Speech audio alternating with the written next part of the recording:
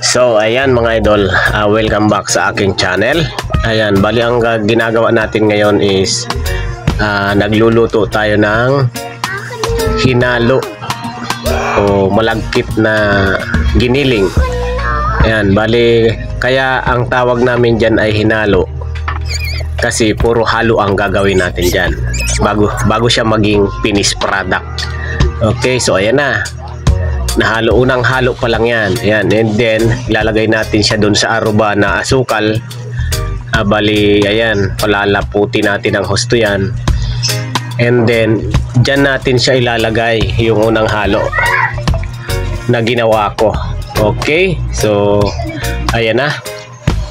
Dyan na, ilalagay na natin.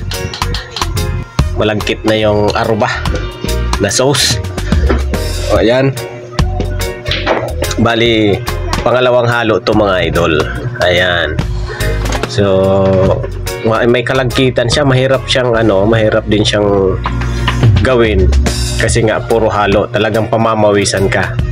And syempre, hindi kayang gawin to ng mga hindi nila alam kung paano lutuin yung hinalo. Ika nga.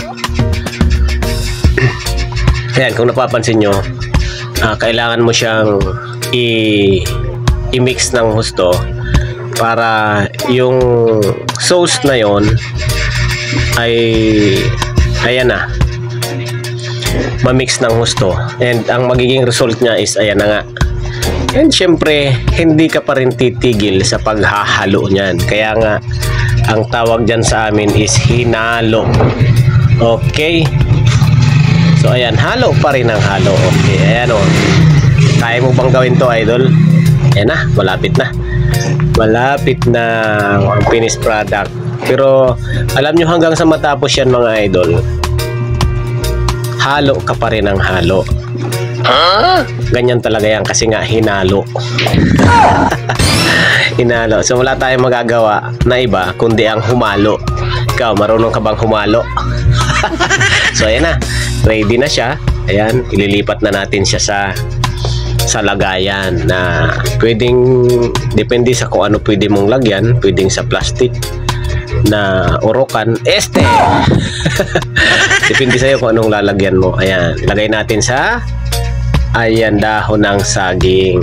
Wow! Okay, so masarap yan mga idol. Kung gusto nyo matikman, punta lang kayo dito sa amin. And pwede ka rin umorder sa amin ito. Depende sa gusto mo. Pwede 1 kilo, pwede 2 kilo. Kaya lang mahirap na pagka gano'n na karami. Okay? So, ayan na mga idol. Finished product na. Once again, maraming salamat sa inyong panonood. Bye-bye!